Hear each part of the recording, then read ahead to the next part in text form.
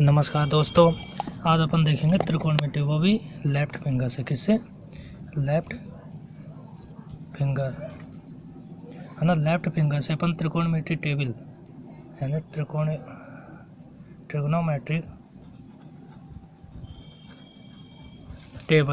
Trigonometric table अपन किससे देखेंगे? Left finger से। अब लेफ्ट फिंगर से कैसे? अपन क्या करते हैं, त्रिकोणमिति टेबल को याद करते हैं। अब अपन को त्रिकोणमिति जो टेबल है यानी ट्रिग्नोमेट्रिक टेबल जो है उसको याद करने की आवश्यकता नहीं पड़ेगी। अपन अपने जो लेफ्ट हैंड फिंगर है उनको देखकर अपन त्रिकोणमिति का मान निकाल सकते हैं। जैसे ये 0, 30, 45, 60 और 90। अब देखिए, सबसे पहले अपन निकालेंगे साइन की वैल्यू, यानी sine 0, sine 30, sine 45, sine 60, sine 90। इन सब के अपन क्या देखेंगे? वैल्यूज़ देखेंगे, ठीक है, फिंगर की सहायता से। तो इसमें कॉन्सेप्ट ये है कि जब भी अपन साइन की वैल्यू निकालेंगे तो हमें किस डायरेक्शन में चलना है? क्लॉकवाइज डायरेक्शन में, ठीक है। अपन को किस डायरेक्शन में चलना है? क्लॉकवाइज डायरेक्शन में, यानी नीचे की तरफ ऐसे। और जब अपन कोज की वैल्यू निकालेंगे तो अपन को किस में चलना है? एंटी क्लॉकवाइज डायरेक्शन में, ठीक है, यानी ऊपर की तरफ ऐसे। तो देखो, जैसे अपन साइन 30 की वैल्यू निकालेंगे, साइन 30 यानी 30 की उंगली है, 30 की फिंगर ही है, तो अपन साइन में क्या करेंगे? क्लॉकवाइज चलेंगे, यानी नीचे की तरफ चलेंगे। तो नीचे की तरफ कितनी फिंगर है? 1, यानी लिख देंगे 1 बटा 2 का हम सम में ही भाग देंगे, है ना। और जो ऊपर 1 आया उसका क्या निकालेंगे? अपन वर्गमूल। अपने वर्गमूल निकालना सीख लिया है, डिस्क्रिप्शन में लिंक है वीडियो का, तो उसको देख लेना, ठीक है। तो रूट 1 की वैल्यू क्या होती है? 1 और अपन में 2 है, यानी साइन 30 की वैल्यू कितनी आ गई? 1/2। कितनी आ गई? 1/2। इसके बाद अपन क्या कहते हैं, अब निकालते हैं जैसे साइन 60 की वैल्यू निकाल देते हैं। साइन 60 की वैल्यू कैसे निकालेंगे? तो 60 का फिंगर देखेंगे। 60 के बाद में क्लॉकवाइज डायरेक्शन में जाएंगे तो 60 के बाद कितनी फिंगर हैं? 3 फिंगर है। तो 3/2 का अपन सब में भाग देंगे, और जो ये ऊपर का 3 रहेगा इसका क्या निकालेंगे? वर्गमूल। यानी साइन 60 की वैल्यू कितनी आ गई? √3/2। कितनी आ गई? √3/2, ठीक है। अब देखिए, अब अपन निकालेंगे साइन 45 की वैल्यू। किसकी निकालेंगे? साइन 45 की वैल्यू। अब देखो, 45 की फिंगर देख लेंगे। 45 की फिंगर देख ली अपन ने। देखो, ये 45 की फिंगर है, इसके नीचे कितनी फिंगर है? 2, यानी ऊपर कितना आएगा? 2, और नीचे क्या आएगा? नीचे भाग अपन हमेशा 2 का ही देंगे, और जो ऊपर वाला रहेगा उसका क्या निकालेंगे? रूट।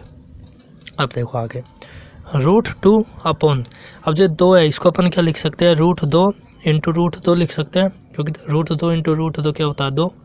तो 1√2 से 1√2 कट गया, यानी वैल्यू आ गई 1/√2, यानी साइन 45 की वैल्यू कितनी आ गई? 1/√2, ठीक है। इसी तरह से अपन क्या निकालेंगे? कोज की वैल्यू निकालना सीखेंगे। अब कोज की जब वैल्यू निकालेंगे तो अपन को क्या जाना है? कहाँ? अपवर्ड डायरेक्शन में, यानी एंटी क्लॉकवाइज डायरेक्शन में। तो जैसे अपन निकालेंगे कोज 0 की वैल्यू। तो कोज 0 की वैल्यू निकालने के लिए 0 के बाद कितनी फिंगर है? एक भी फिंगर नहीं है, यानी कि फिंगर कितनी है? 0। फिंगर कितनी है? 0 अपॉन, अरे 0 कहाँ है? फिंगर कितनी है? एंटी क्लॉकवाइज डायरेक्शन में जाएंगे, यानी ऊपर की तरफ जाएंगे। तो 0 के बाद कितनी फिंगर है? 1, 2, 3, 4। कितनी फिंगर है? 4 फिंगर कितनी है? 4। तो 4/2, और ये जो ऊपर वाला इसका रूट लेंगे तो √4 की वैल्यू कितनी होती है? 2 अपॉन में 2 आई, तो 2 से 2 कट गया, कितनी आ गई? 1, यानी कोज 0 की वैल्यू कितनी आ गई? 1, ठीक है। इसके बाद अपन निकालते हैं कोज 30 की वैल्यू। जब कोज 30 की वैल्यू निकालेंगे तो 30 के बाद देखो ऊपर की डायरेक्शन में कितनी फिंगर है? 3 है, अपॉन 2 करेंगे ही, और इसका रूट लेंगे, यानी √3/2 क्या आ गया? कोज 30 की वैल्यू। कोज 30 की वैल्यू कितनी आ गई? √3/2। अब अपन निकालते हैं कोज 90 की वैल्यू। अब देखो 90 के बाद 90 के ऊपर कितनी फिंगर है? एक भी नहीं है, यानी 0/2। तो 0/2 कितना होता है? 0, यानी कोज 90 की वैल्यू कितनी आ गई? 0, ठीक है।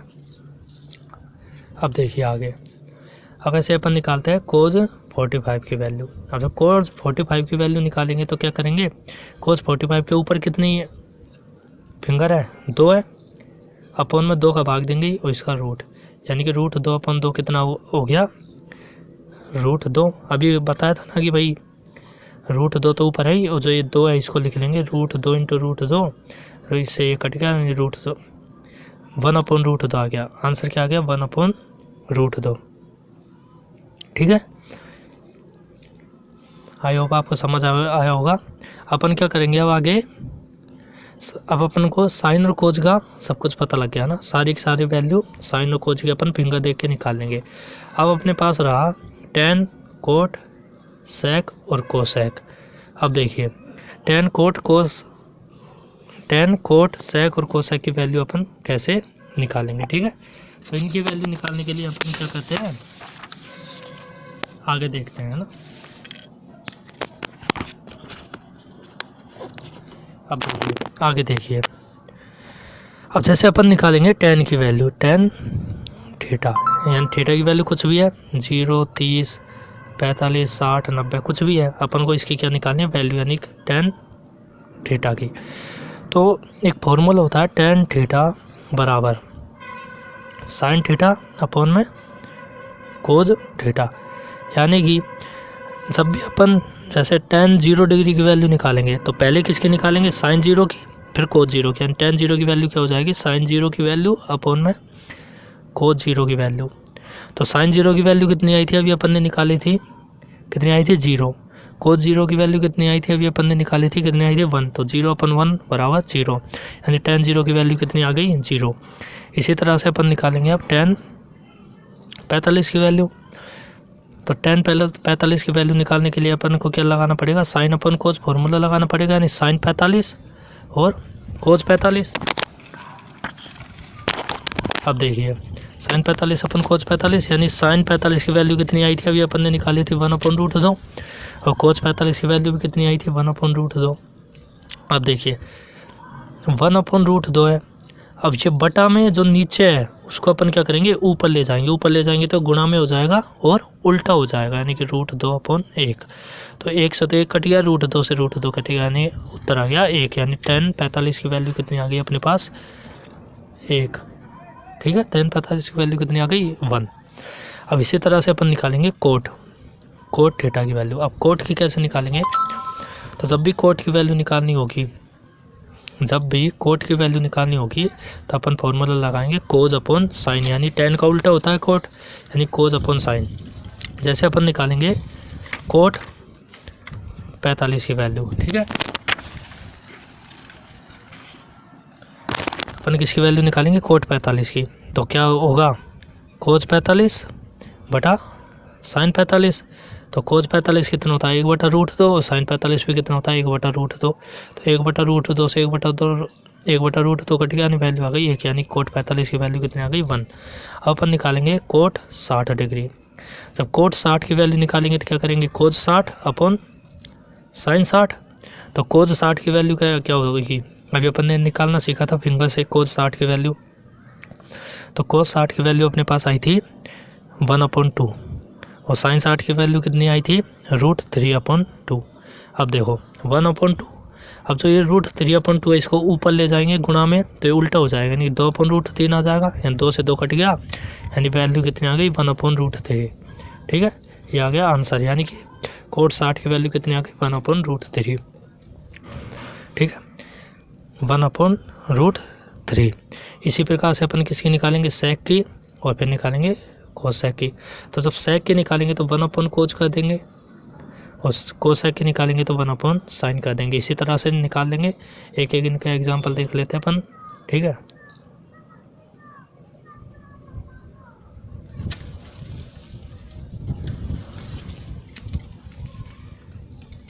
देखो इनके एक एक देख लेते हैं अपन, एग्जांपल देख लेते हैं। जैसे सेक 0 की वैल्यू निकालेंगे तो 1/कोज 0, तो 1/कोज में 0 की वैल्यू कितनी होती है 1, अपन ने टेबल से निकाला था, यानी 1, यानी सेक 0 की वैल्यू कितनी आ गई 1। इसी तरह से अदर निकाल लेंगे, फिर निकालेंगे कोसेक 45 की वैल्यू। तो कोसेक 45 क्या होता है 1/साइन 45। तो 1/साइन 45 की वैल्यू कितनी होता है 1/√2, तो यानी एक तो ही गुणा में जाएगा तो क्या हो जाएगा √2/1, यानी कितनी हो जाएगी √2। किसकी वैल्यू आ जाएगी कोज, ये किसकी आ जाएगी कोसेक 45 की, किसकी आ जाएगी? कोसेक 45। कोसेक 45 की वैल्यू कितनी आ जाएगी? √2। ठीक है, तो लाइक शेयर कर दीजिए और डिस्क्रिप्शन में सारी लिंक दे रखी है, वीडियोस देख लेना, सारे इंपॉर्टेंट टॉपिकों पे वीडियोस है। ठीक है, पढ़ते रहो, सीखते रहो, लाइक वाइक कर दो, शेयर वेयर कर दो। ठीक है, धन्यवाद, थैंक्स।